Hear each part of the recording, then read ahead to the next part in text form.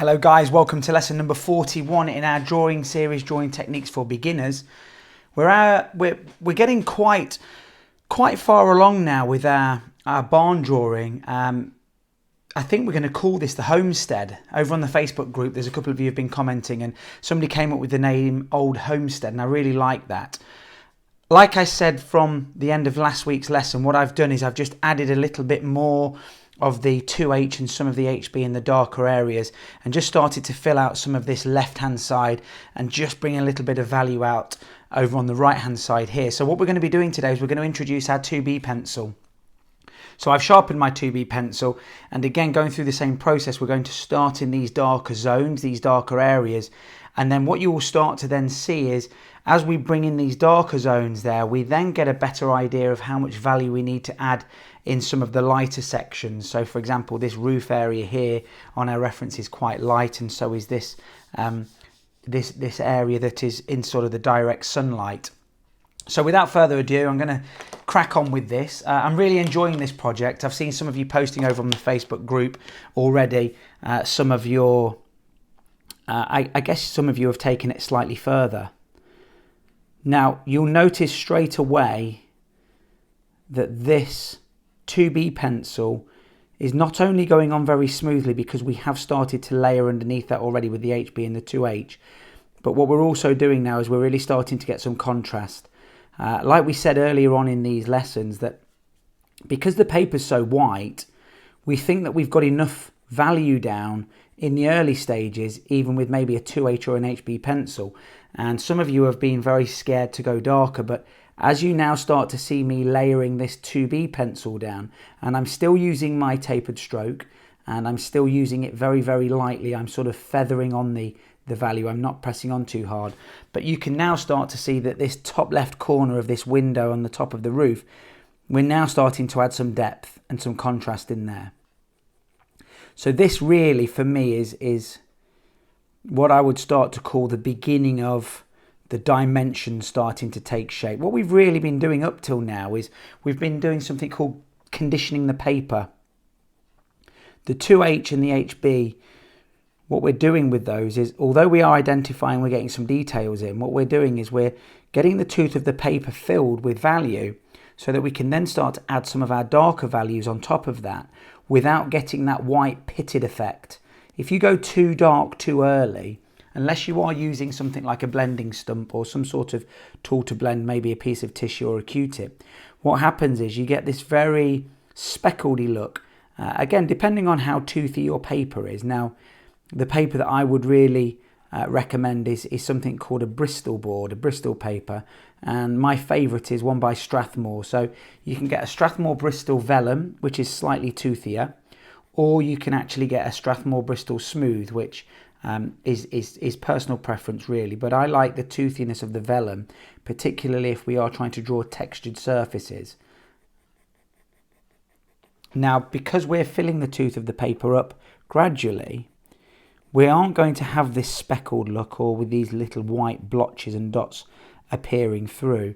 But what we're also going to be able to do, unlike if you're using tortillons or paper stumps, is we're going to be able to take the value out. So if we have made a mistake or we want to bring a highlight out, we are going to be in full control of that. And that's what makes this method, although a little bit more time consuming, it does allow you the freedom to reverse in some places and just bring out a few of the details with the eraser. And it's just what gives us that realistic look. If this is the first time you visited the channel, I would really recommend going and checking out lessons 1 to 40.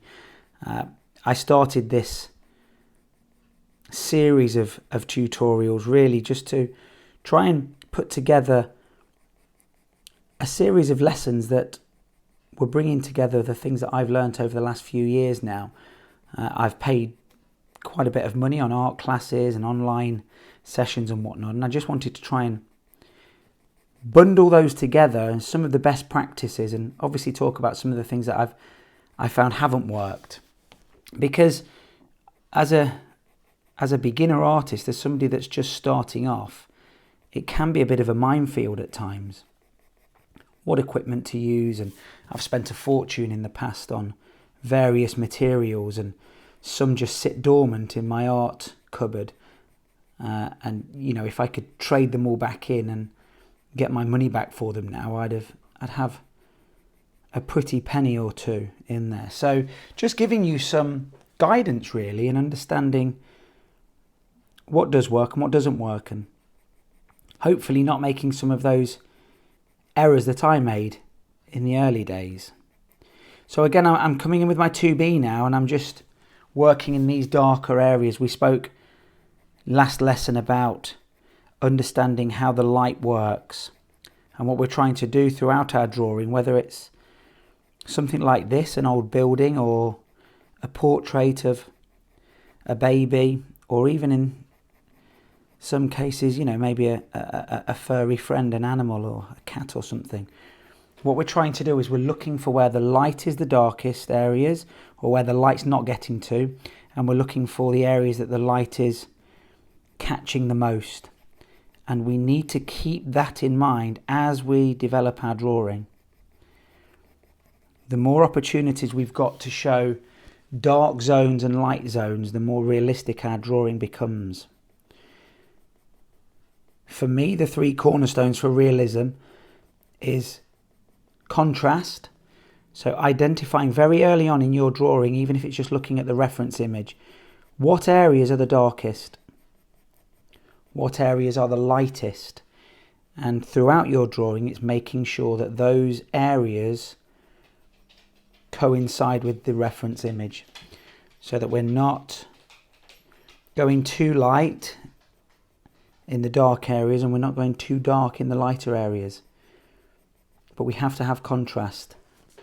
The person looking at your drawing needs to know immediately where the darkest points are, that's where the light isn't getting to, and where the lightest points are, the highlights. Like I've said in previous videos, I'm still not 100% certain what it is in the drawing that really captures the viewer's eye. I'm not entirely sure if it's those dark points or if it's those little highlights. I'm guessing it's a combination of the two, but I look at some pictures maybe that, you know, that I've drawn myself, or something that others have drawn, and sometimes my eye's really drawn to those subtle highlights. But there are other drawings or other pictures, paintings and whatnot, that my eye gets drawn to those very dark zones. So I look at some baby portraits, and although the baby's got very light skin in a lot of cases, it's those subtle dark areas, maybe in the eyes or the eyebrows or within wrinkles, that my eye tends to get drawn to. So making sure that we capture that. The other thing that is really important for realistic drawings, and I've seen a few of these recently on various art groups, is you've got to have smooth transitions from one value to another.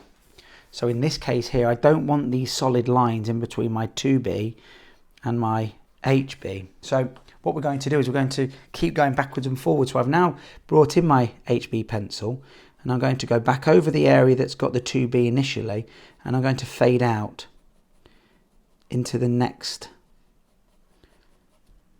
zone of value. And what we get is we get a more of a tapering to the value, so we don't have these so that we don't have these harsh lines in between one value to the next. I see some wonderful portraits people have done, and they're very accurately laid out, and they've got some good contrast, but the values look very much like they're one value into another value with a harsh line in between. And if you actually look at somebody's face, or even look into a Homestead picture here, the changes of values are quite subtle, unless it's on a corner or an edge, in which case you do have what we call an edge to the value. But otherwise, what we're trying to do is we're trying to soften the edges as best as we can. And again, what people tend to do is they will use a blending stump or a tortillon for that in a lot of cases. And then the third thing that really is very important for drawing any type of realism is having an accurate sketch to begin with. There's nothing worse than having a beautifully rendered face with subtle changes in value and contrast in there, and then having the eye in the wrong place or having the ears set too low. So understanding that is really, really important. And if you go back to some of my earlier tutorials, I do go through a couple of methods, the grid method, and also how to use a divider. These are very, very important skills initially. I know that most people think that the way that they want to draw is by freehanding, and although that's a very admirable thing to want to do, and it's obviously, it feels as though we are drawing properly if we're doing it freehand. You're not going to be able to freehand, in my experience, you're not going to be able to freehand straight away accurately. So give yourself an opportunity to learn where things are placed and how to train your eye to see things. Where do things line up with? It's one of the biggest mistakes that I see with people when they are trying to do freehand. I look at their freehand drawing and then I say to them, well, have a look where the eye lines up with. And what does the eye line up with? And they go, oh, the eye lines up with the top of the ear or whatever it may be. And then they look at their drawing and that's not there, and they go, oh, how did I miss that? Well, the reason they've missed that is they've not trained themselves to look for these things. And using the grid method is a very, very easy and effective way for you to train your eye to line things up and have a much more accurate you can then have a much more accurate layout and sketch, which then in turn gives you a much more realistic looking drawing. But those three things, so the contrast, smooth transitions from values, and an accurate sketch or outline to begin with, if you can nail those three things, you will start to draw with much more realism. And obviously, if it is realism that you're looking for, there are some artists that realism isn't something that they're hugely interested in. You know, they're more of an abstract artist, I would say, and that's absolutely fine. But like I've said before in videos, for me, really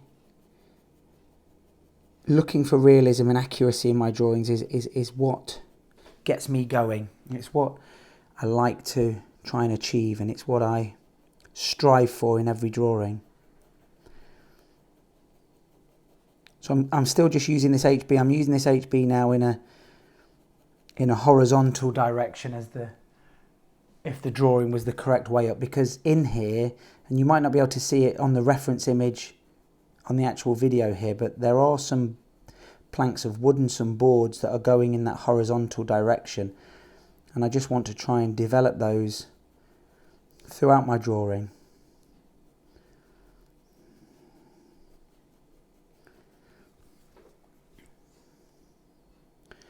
I can see I need to go slightly darker in this region.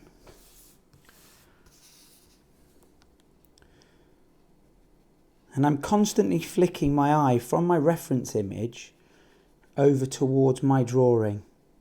And you almost get this flicker book effect where if I am out in any area, it almost jumps out at me. So I can make those corrections very, very quickly without going too far. I'm going to just bring some 2B into that area there. I'm just trying to define this portion of the building. This is actually sitting in front of this area here. And we need to try and portray that by making this zone in here darker, because this is where the light is going to be reaching the least. Because obviously the light's coming from this area here, so anything in this portion is going to be slightly darker. Now, as I'm bringing the 2B in here, it's very important for me that I now start to bring in some of the 2B in this zone here, because I'm going to lose this contrast and I need to have that. And that's one of the reasons why I don't like going to completion in a certain area. I know there's a lot of artists out there that will go to completion in a certain area. And what I mean by that is they will completely draw and finish one area. They'll go as dark as they think they need to do. Now, my issue with that is, if I've gone too dark in a certain area, that means I have to then bring up the value of everything else, even in the lighter areas. And that's going to cause its own issues, I guess, over the duration of a drawing. It's going to take a lot longer. So I like to build these things up the way that I'm doing, again, just to give me complete control over my drawing.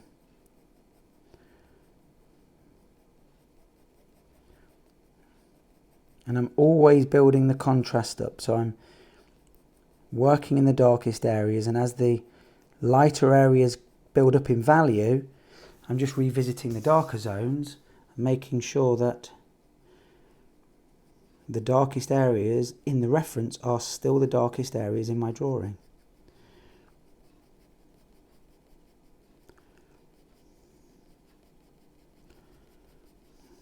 I've had a lot of questions recently over on the group, which is going really well. You know, we're well over 3,000 members in there now, which is fab, and I never really imagined we would have that many people in such a short space of time. So it's brilliant that you're all on board and you're sharing your progress.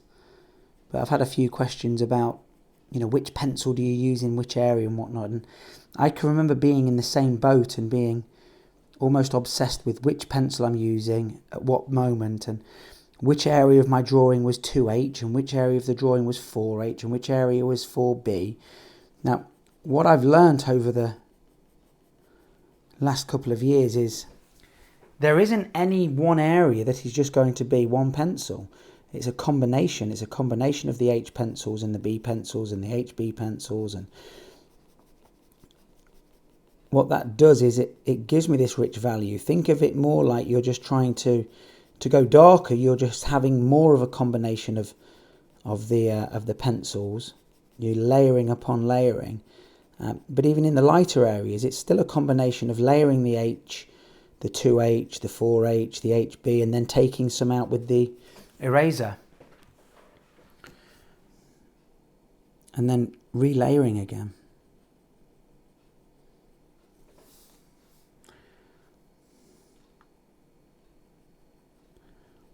So even within this darkest area now, in this opening, I can still see that there are some shapes and some planks of wood in there, and I'm just being careful now just to make sure that I am adding those. I can see that there are some areas in there that are slightly highlighted within the dark, and that's, again, a mistake that I see a lot of people making. They assume this is all dark, so they just go in and plough into it with a 2B or 4B pencil, and we have a very flat area in the drawing. And if we look very closely at this reference image, we don't have that flat look to it. There are things inside there. There are areas that are darker than others, even within the darkness. And it's finding those opportunities throughout your drawing that are going to give you that wonderful opportunity to make the person that's looking at it believe that they're looking at a photograph. So the only thing that I ever do use to, if you want to call it blend, is this very soft brush. I've had this for 3 years now. It just moves some of the graphite around a little bit. Doesn't damage the tooth of the paper.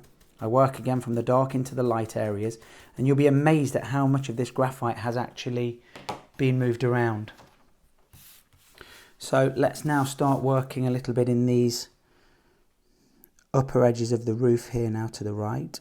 One way to stop your pencil getting blunt quickly is to firstly be holding your pencil a little bit further away from the tip so that we've got an angle, maybe a 45-degree angle that the pencil's actually hitting the paper at, but also constantly turning your pencil. And what this does is it almost self-sharpens.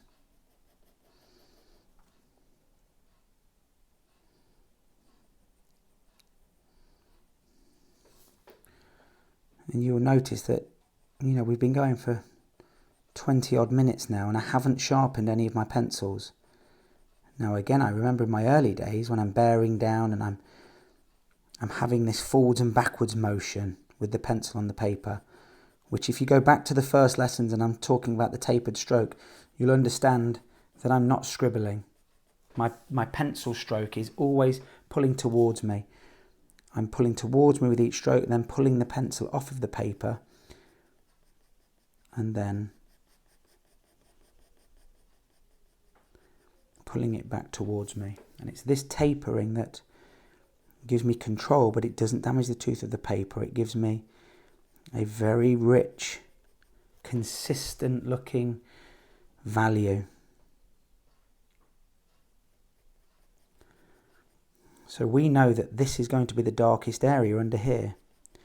And if I can get that right and fade into a slightly lighter value, and again, we're going to come in there with, later on with a 4B and maybe even a 6B. So we don't need to be as dark as we want to go with this 2B pencil. But I'm fading down, and that just gives us the illusion that the light is not reaching these points under here. Just gives us that realistic look.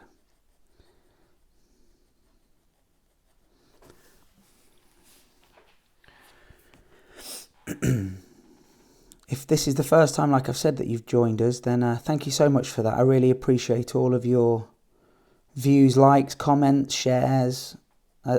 People sometimes don't realise how social media works, and it really, really does help the channel if you do click on the like button or hit that share button, which really, really, really helps. Subscribing to the channel as well, hitting the notifications icon. It doesn't cost you anything to hit the like button and the share button, or to leave me a comment down below, but it really, really does help me get these videos out to more and more and more people, because I think that what I've realised over the last couple of months is people are starting to get value out of these, and if we can do that, if I can get you to a level of drawing that you didn't think was achievable,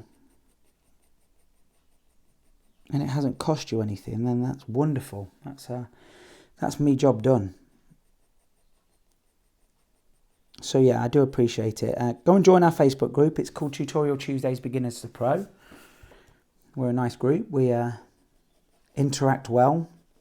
You can post your progress shots up there, or any new artwork that you've been doing. It's great to see those.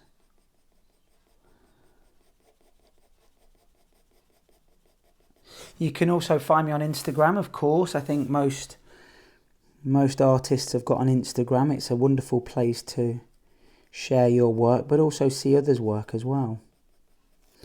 So that's at artisticn1k, which is the same as the YouTube channel. Don't forget to post your Instagram names down below in the comments, so that we can, again, help one another and share one another's fantastic work. And it takes me by surprise sometimes when I'm scrolling through something like Instagram and I see somebody that's been taking part in one of the lessons that maybe they've not made themselves known on the Facebook group too often, but I see one of our projects up there and reading some of the wonderful comments that people are making on them, and it's a very proud moment for me, because it's something that has come from an idea in my head, and we found various references, and I've been able to guide somebody through a process, and they're getting towards creating something that looks almost identical to what I've been doing. And that just shows me that actually we are reaching people that this is making a difference to, and that's really something.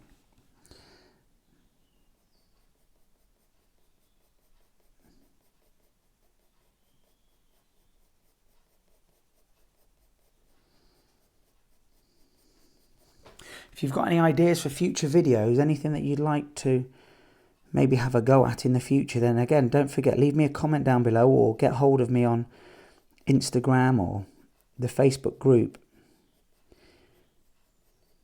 because it's nice to have other ideas. I try and find images and references and things to draw that are interesting and they're of a good quality reference image. And talking about reference images, if you use an app on your phone called Pixabay, I guess you can get it on computer as well. There's some fantastic images on there, and they are royalty free, they're copyright free, so you're absolutely okay to use those, and that's where I do find an awful lot of my images from. I haven't known anybody yet coming into any trouble using copyrighted images for drawings and things like that. I think you're okay. You can sometimes get in some sticky waters if you're recreating celebrities or well-known characters from TV series or video games, but I think generally on the whole, as long as you're not making profits from them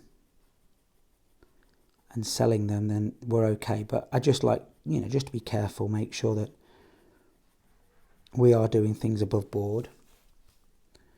So we need some 2B in this door area here. If you've been following this series, you'll know that I do go on about this door area an awful lot, because in there we have really got a fantastic opportunity to show you exactly what we're talking about, this gradation of value. We've got this door here, and this top left hand corner is quite dark, but it very quickly fades out, and we have a much lighter area towards the right hand side of it.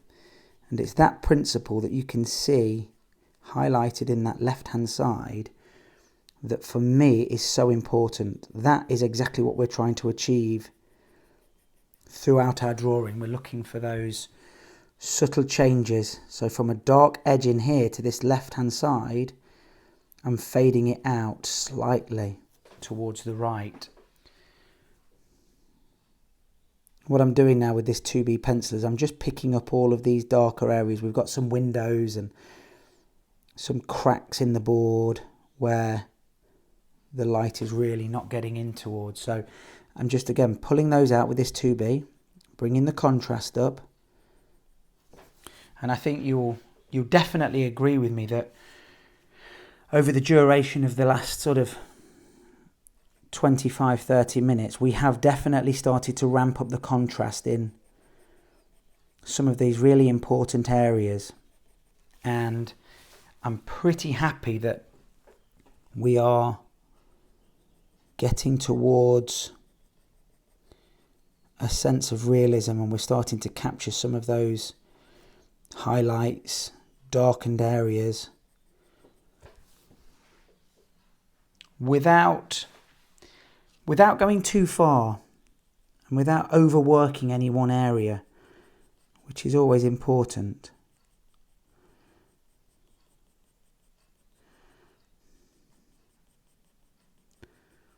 We want to try and work hard in these areas here to try and just keep that texture that we've spent so much time in the last few lessons trying to create. But I definitely need much more value in these areas here. I'm going to bring in some more of this HB.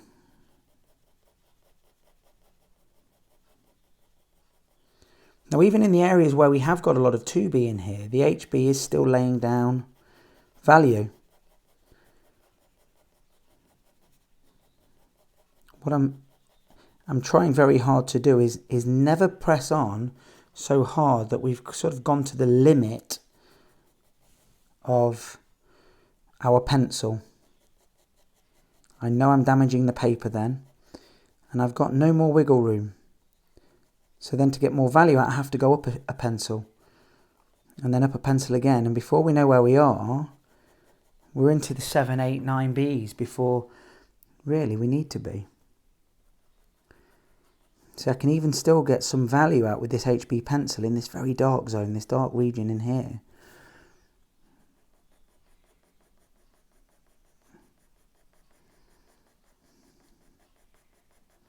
And it's this layering effect that gives us a lovely, wonderful, rich tone.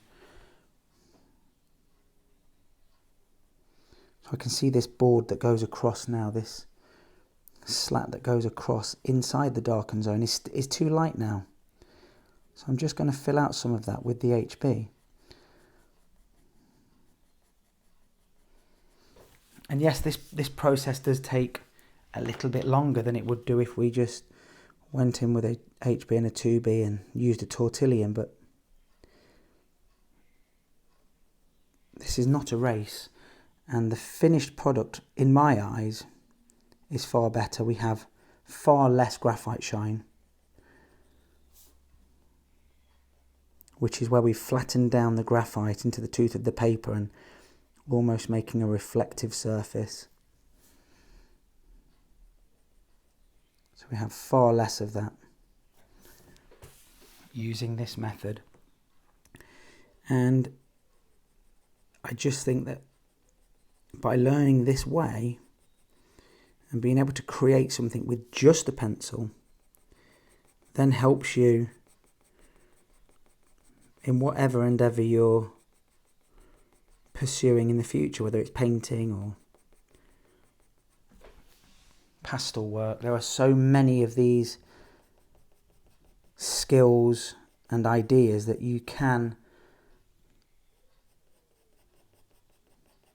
turn to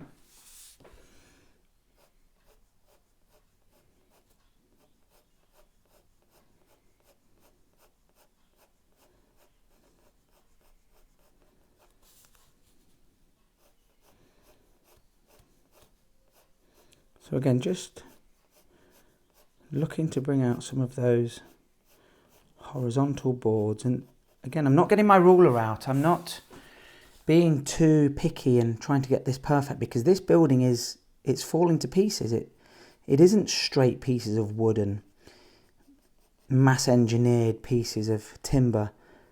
It's probably been mainly made by hand. It's very, very old and dilapidated. And I want to recreate that within the drawing. I don't want a look to my drawing that is machined and finished. If that was something that I was drawing, then I would be using a ruler, and I want this to have character.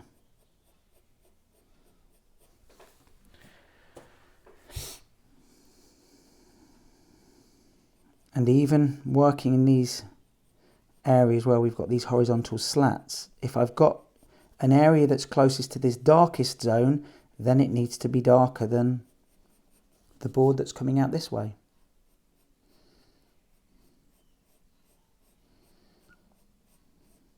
So my dark boards are going to be darker towards these corners and these edges than they are in the middle. And if you look at your reference image, you can see that.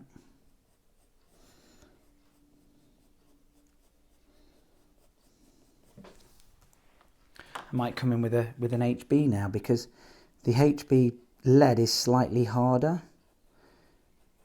If I want some finer details and just some subtle changes of value in certain areas, then the HB pencil is very good for that. Obviously the 2B pencil is not hugely soft, but it just gives us a little bit more in the way of fine point, fine tips. The 2H pencil possibly wouldn't lay down enough value now. You can have a go, but we are starting to darken these areas up, so finding the pencil that works for you is important. And not every brand is the same. Not every brand is going to be the same. So an HB and a Faber-Castell might not be the same value as it would be in a Caran D'ache pencil or a Staedtler. So once you've found a set of pencils you're happy with, it's really just about learning what each pencil can and can't do. Okay, well, I'm quite happy with that. We're at the sort of the half an hour mark, and I like to try and keep my sessions down to about half an hour. So continue using your 2B pencil, HB and 2H. Start to bring out some of the depth and dimensions into the darker zones. And next week, I'm hoping that I'll have got most of the values and details into these areas here. Use your mono zero eraser if you want to take out some of those areas within your drawing that are slightly highlighted. I would always remember to brush over those areas as well, making sure that you haven't just got a harsh white line in there, because that looks unrealistic. And it's again these very subtle ways that the light is hitting certain areas that is going to give our drawing that photographic look. Leave the value in this roof area here, because we're going to be able to take out some of the planks of wood just with the Mono Zero eraser. If you can see that I'm just taking out some of the details with the eraser. So don't go taking out too much of that value yet. We've got a lot that we can play with in there already. But have some fun with it. I hope you've enjoyed this session. I've enjoyed making it again. Have a play around with your Homestead, and I'll see you in the next video. Thanks so much for watching, guys. See you in the next session. Hit subscribe, smack the notifications button, follow me on Facebook, Instagram and Twitter.